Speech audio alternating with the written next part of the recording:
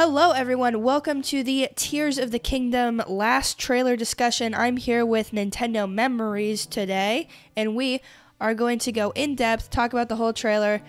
So yeah, let's get started. Nintendo Memories, what did you think of the trailer as a whole? Every one of you who thinks this is just $70 DLC needs to go sit outside and think about your life choices. This direct, I'm just going to say it, this really felt like a small Zelda direct for Zelda fans.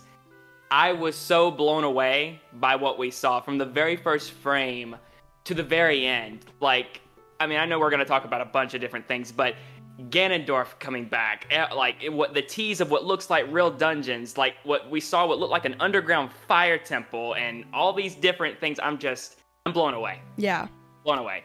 Yeah, me too. I think there was so much cool stuff just like packed into this. I mean, if you're just watching it the first time, you're gonna miss a ton of stuff. I had to go back through the trailer and find stuff like Ganondorf. I didn't even realize he was back. Some people in my chat were like, "Oh my God, is that Demise?" Blah blah blah. Of course, it ended up just being Ganon. See it first. Yeah, with the hair from behind, I was like, "Oh, it's gotta be." Yeah. But it was super exciting to see the return of Ganondorf, and yeah, we're just gonna dive right into the biggest stuff. So, what was something in this trailer that really caught your eye?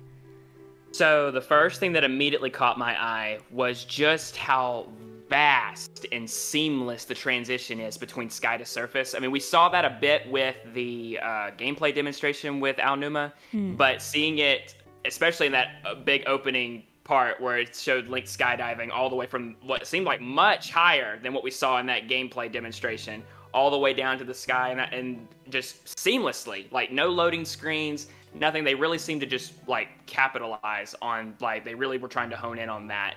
Like, this is a game where you can freely go up and down as you so desire.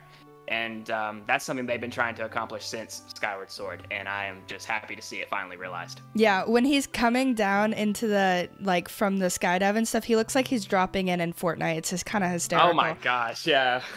Yeah.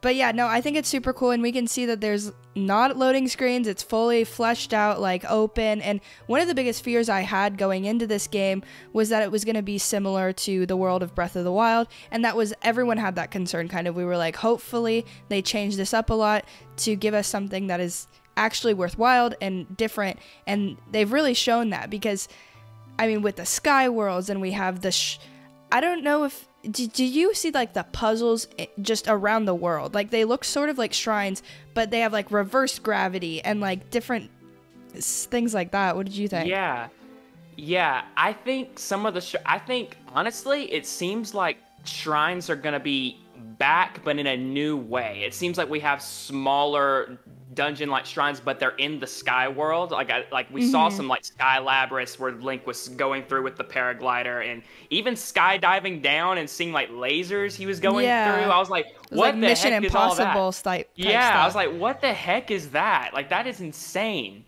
But yeah, people have been saying, the number one request I've seen from so many people is, how is this world different? How is this world different? How is this world different? And I think finally with this trailer, they finally showed us why. Yeah.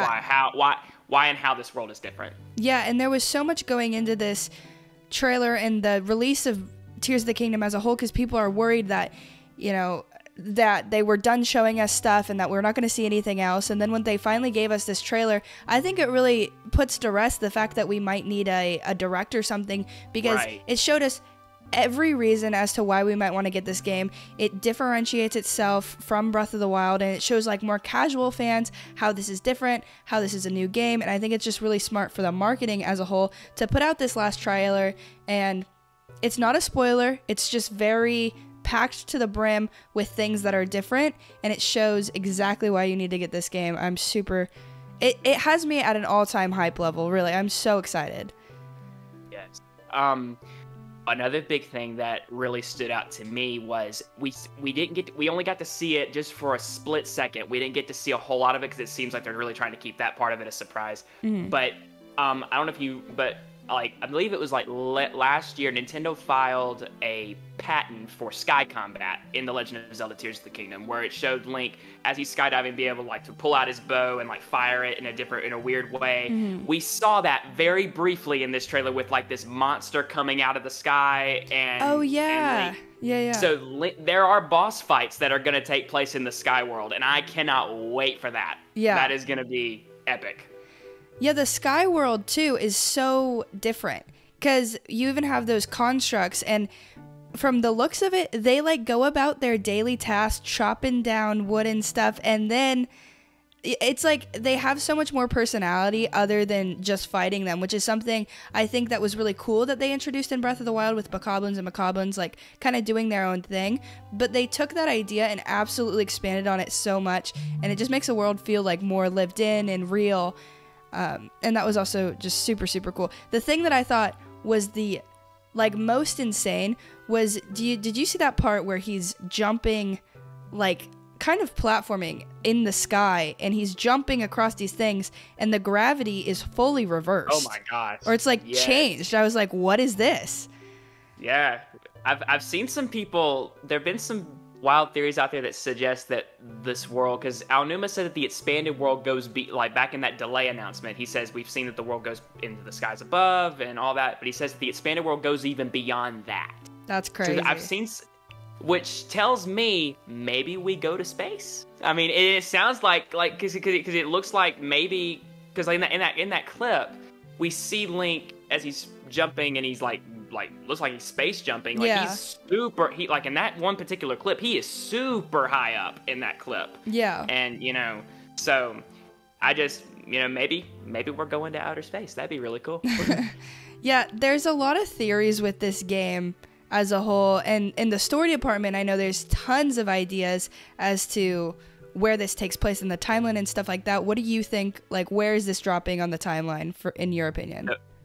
So for me, I think this is going to take place in the Zelda theorists are going to kill me. I think it's going to take place in the timeline that Twilight Princess takes place in, because Ganondorf looks specifically like he does in Twilight Princess. Whenever we see him like completely reformed and all that, like it looks verbatim how he looked in Twilight Princess. And it's also worth noting that in Twilight Princess, Ganondorf ended up getting stabbed with the Sword of the Sages in his chest, and that's where Link got him at the very end of Twilight Princess, and that's it's the exact same place where we see the hand sealing him underground. Okay. That very place where Link got him in Twilight Princess. So I just thought that was really interesting, and so yeah, I really think that this is Ganondorf from Twilight Princess come back, which is insane. Yeah, that's really cool. So I didn't play Twilight Princess, so I don't really have that connection, but seeing Ganondorf was huge, because in Breath of the Wild, it was this calamity of a monstrosity, and now he's back in his actual form, which I'm super excited for. And I'm super excited to see what that means for that fight, and like how the combat is going to play out in that as well, because I just feel like there's so much that they can do there to mix it up and bring in all these different mechanics that they've introduced. And then discussing those mechanics that they've already introduced, we have the fuse ability, we have Ultra Hand, we have Ascend, and we have what's the rewind one? What was Recall. And we saw a whole nother way that Recall is being used, and you can like stop projectiles from coming at you and spit them back and stuff like that. So how are you thinking that those are going to be used in differentiating the world as well? Well, we got a really big dose of that. We saw more of like the fuse ability and the crafting system, and I believe that's I remember you and I collabed a while back talking about our biggest hopes for the game, and one of them was a crafting system. Yeah, they seem to have definitely answered that with what we saw in the gameplay demonstration, and definitely with this trailer. We saw Link building these big machines, like I believe there was like a cart that was hooked to one of like the horse he was riding, and there was one like big machine he built that was going after a stone talus, and all the they're definitely going with what Aonuma's been saying is take on the threat of Hyrule as you see fit, as your imagination deems fit. Yeah, and that's really what they seem to be going with, and it was all over this trailer. Yeah. There's so much to this trailer that it's like hard to like dissect, because there's just like so much stuff. Something that I noticed though was that there was like these glowing towers everywhere. I don't know if you saw that as well. So I'm thinking that's very similar to the ones that we had in Breath of the Wild, and maybe that's you climb up them to unlock the map. Right. And I'm actually really hyped that that is returning, because I thought that was a really cool way to unlock new areas and things like that. And then something else that we saw returning, I don't even think it was in this trailer. Did you notice any Koroks in this trailer? Not a single one. So are you thinking that that's coming back, or... I honestly, I don't know, but I wouldn't miss it. I'll tell you that. I'll tell you that. Yeah. I mean, if they brought it back, please let there be a meaningful reward. Yes. Like, when I heard that there was like 900 of those seeds in Breath of the Wild, I was like, okay, I normally don't do this, but I'm gonna look up the reward and just see if it's worth getting. Is there a secret final boss or like a secret ending? No, it's a golden piece of Korok poop. It's awful. It's terrible. It's terrible. Yeah. I think in one of the last trailers, we saw some sort of remnant of a Korok, right? Is that what you were saying? Yeah. Yes. There was a Korok that, like Aonuma briefly charged past, and you could see it had, like, dialogue over it. It said, I need to reach my friend, or something like that, and that's all we saw. But actually, I take that back. There's one other brief scene in the trailer where we see a couple Koroks in the background. We see a small shot of Korok Forest, and the Master Sword is back in the pedestal. In Korok Forest. And so, which is interesting, because in previous trailers, if you look, normally the Great Deku Tree can be seen in sight, and in previous trailers, he has it, like, you can't see the Great Deku Tree like you normally would in Breath of the Wild. So it's really interesting. Maybe the Korok Forest rose into the sky. That would be insane. Yeah. But, yeah. There's just so much with this trailer. What was something else that stood out to you? So, if you've played Twilight Princess, which I know you haven't, Josie, I'll just kind of educate you a little bit. Okay. The fourth temple in Twilight Princess is known as the Arbiter's Grounds. It's this big sand temple, and that location is actually in Breath of the Wild, and it's all buried underground. And in this trailer, we saw a big temple coming out of the sands of Gerudo Desert. Part of me thinks that there's a Twilight Princess dungeon that might be coming back in the form of the Arbiter's Grounds rising out of Gerudo Desert. So if that's the case, that would be absolutely amazing. But, you know, another thing that really seemed to stand out to me was it has to do with Zelda's part, with what Zelda's role is going to be in this game. Because, you know, we've all wondered, like, why is this game called Tears of the Kingdom? Why is it exactly? And we see Zelda holding what looks like these tears, these vessels, you know, but she's talking to this mysterious character, and he's like, the only hope that we have is Link. And the first time she hears that in the trailer, she's like, Link, it's like she doesn't know who he is. Yeah. So I'm wondering if maybe she's lost her memory, and maybe she's trying to regain her memory, and in doing so, she's also going to learn some dark secrets about Hyrule's past, and maybe that's why it's called Tears of the Kingdom. That's something that, you know, because Aonuma and the developers have said this name's a huge spoiler. This name's a huge spoiler. Yeah. And it's you know. Now I'm starting to see why it might be a huge spoilers, because you're about to learn a lot about not just Hyrule's princess, but the kingdom as a whole. And so, yeah, I'm excited. And the fact that Ganondorf is coming back from the dead tells me that Hyrule has a dark past we're about to uncover in this game. Yeah, on the topic of Zelda, do you think that she's playable?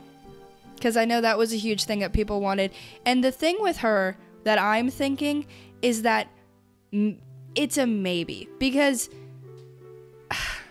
I feel like it'd be really, really cool, and it would sort of make sense with the story you're talking about, with her trying to regain her memories. Even if there was just like a single mission or something where we are playing as her, I think it can be really fun and mix up that gameplay. Somebody in my chat talked about how that could be sort of like how in God of War you switch between the sun and the God of War, and I think that it would be really fun and mix up the gameplay. But I'm still thinking that it is wishful thinking. What are you?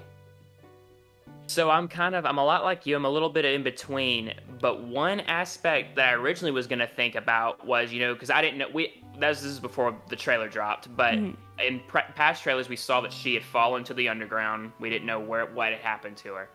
And my initial thought was maybe since Link has this new Zonai arm, whatever it is, and Zelda has this newly powered Sheikah Slate that we've seen in some of the promotional art, my initial thought is there would be parts where Link would be able to maybe reach out to her with his arm, and that his arm and her Sheikah Slate would have some kind of connection, and it might be a way for Link to be able to find out where she is, and you'd be able to swap between the two, like kind of similar to that of Spirit Tracks, because in The Legend of Zelda Spirit Tracks, she was a playable character, and you swapped between the two.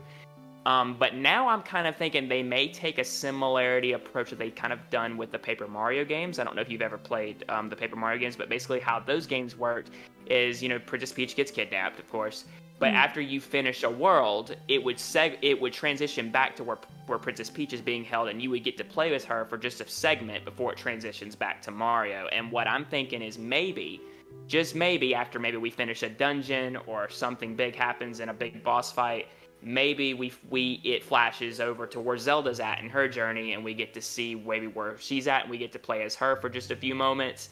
And then it transitions back to Link. I've thought maybe that's an approach that they could take, but at the same time, because they've tampered with an idea of a playable Zelda before. Because I know at the very end of Skyward Sword, in the credits you see kind of Zelda's journey of how she became, the character that we saw.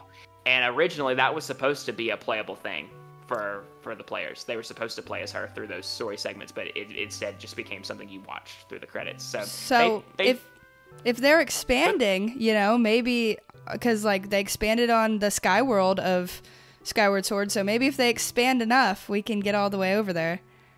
Absolutely. Yeah, I think. Absolutely. I think we're pretty much on the exact same page here. I think the way that she would be playable is like a couple missions here and there, like you said, after a big story event thing happens.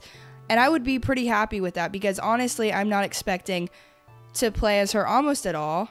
I think it would make sense, but I just don't know if that's asking too much from the team, because that's a whole nother character that they have to give a moveset to and specific things to do to make sure that she still plays smoothly and well like Link does. So I just don't know if it's super realistic, but I'm excited to see what it is in the game. So you mentioned briefly about dungeons. You think they're coming back? Big time. Okay. Absolutely. I think because there's also a brief shot in that trailer where it really looked like that it showed Link looking like he was underground, but he was like in Death Mountain, like the underground Death Mountain, and it looked like a fire temple. It really did. It had like this ancient architecture that he was exploring, and so I think dungeons are coming back, especially with the rising of that sand temple looking thing, and in Gerudo Desert, and even more so with what looks like dungeons in the sky, like small sky, even if it's small dungeons in the sky that we're going to be going through. Yeah. So, yeah. Yeah, I agree. I think definitely we're going to see some sort of big dungeon return in some way. I don't think that means the death of the shrines, though. I feel like they're still going to have some to flesh out the world. There might just not be as many, and they might be more environmentally focused. Because we saw, you remember when it shows in the trailer that orb? It's literally just like a sphere floating. Mm-hmm. Right. That feels to me like a shrine that you just sort of randomly land on in the sky world. And then you just go inside it. Yeah, exactly. And I feel like instead of, having these specific shrines that look a certain way every time, they're going to be things like that where they just show up in the world, and then if you get through them, you solve whatever puzzle it is, then you'll get some sort of reward, is what I'm thinking. Yeah, absolutely. And I think, that's a perfect point, because in Breath of the Wild, every Sheikah shrine kind of looked the same. Just like from the rooms and the way it's all kind of set up. All of it really looked the same. With these dungeon-like shrines, everything looks different. It looks environmentally based. Some are fire themed, some are sky themed, some look but I will say this: one thing that I'm still you know, wondering if they will add in the future. You're talking about, you know, dungeons, maybe underwater exploration, because I know people are wanting that as well. I know Yeah. if they do that, we're definitely getting a water temple, unfortunately. But yeah. Do you think underwater exploration might be a thing? I don't know if it would be realistic in this game, to be honest, just because they're expanding so much already in this overworld that giving them essentially a whole nother world to figure out the gravity and the physics of might be a little just overwhelm the team. I think in the future though, because I would assume that Zelda's gonna stick with this open world format, at least for the big 3D adventures. I can totally see, yes. I can totally see it happening in the future. I just don't think this is the game for that, especially because of how much they're already building out different mechanics and things that you can do. Going back to the story and this trailer, this really does feel like the conclusion to the Breath of the Wild story. It really, like, it seemed like Breath of the Wild started like just this build up of, you know, we had Calamity Ganon, and, you know, you fought him, and it turns out that the whole time that Ganondorf was under the castle pulling the strings the entire time, and now he's emerging, and now you really have to stop him. And so it really feels like this is the conclusion to the Breath of the Wild story. And I think when it comes to future installments, I've seen some people wondering if there might be a third game. I don't see it. I really don't see a third. I think after this, they're going to move on to a completely different... I think the open world aspect will stick and it will stay, but it will be a completely different, like, completely new Link and Zelda and different characters after this, whatever they decide to do. Yeah, I completely agree, because it's also like that next one's probably going to be on different hardware because of especially how long it takes these games to go, which is not to say that I think a new Switch is coming within even the next 2 years, but I think that they have to sort of get out of this Breath of the Wild style and stuff like that in order to make sure that the Zelda team keeps reinventing everything and keeping the franchise fresh. So I definitely think that this is the last one in the style, but I'm just super, super excited. This trailer got me stoked for the game. I was pretty much on board since the gameplay presentation and really since the announcement, but I am very, very sold at this point. Yeah, absolutely. I've been sold since E3 2019 when I saw that. When I saw that, and honestly, I was very shocked that they announced a trailer this week, because I honestly was thinking, okay, that gameplay demonstration, it showed Link's abilities, it showed kind of how the game was going to play. It's very clear that they're holding back information. I don't know if we're going to get anything else. And lo and behold, yesterday I woke up right before I went to class and was like, by the way, you're getting a Zelda Tears of the Kingdom trailer. Oh, by the way, it's roughly 3 minutes long, which, by the way, ended up being almost 4 minutes long. Yeah. A 4-minute long Zelda trailer. That is something that I think every Zelda fan has been waiting for them to just finally just blow the doors down on this game. Yeah, and it was packed. I mean, this trailer was just like, go, go, go, go, go. And honestly, I didn't even realize that it was Ganon until I went back through the trailer and like frame by frame almost, because it was just so fast with all these flashes of everything. I'm thrilled. So thank you so much for joining me in this discussion. This was absolutely super great to talk with you. If you guys like Zelda content or anything like that, please check out Nintendo Memories. You know, plug yourself. Absolutely. So yeah, you can subscribe to me on Nintendo Memories, capital N, capital N, capital M. And yeah, I love doing all things Nintendo. Zelda's my all-time favorite franchise. I also do Mario and Metroid stuff too. And planning on speedrunning Metroid Prime Remaster at some point. It's going to be fun. Tonight, I'm actually finishing Breath of the Wild with 3 Hearts Master Mode. So I'm really looking forward to that. This trailer couldn't have happened at a better time for me. But thank you so much, Josie, for having me on, and congrats on your continued growth. Thank you. I appreciate it. Yeah, go check him out, please. He'll be linked in the description. Subscribe to me. If you're new, check out my reaction on the screen right now, and I'll see you guys later.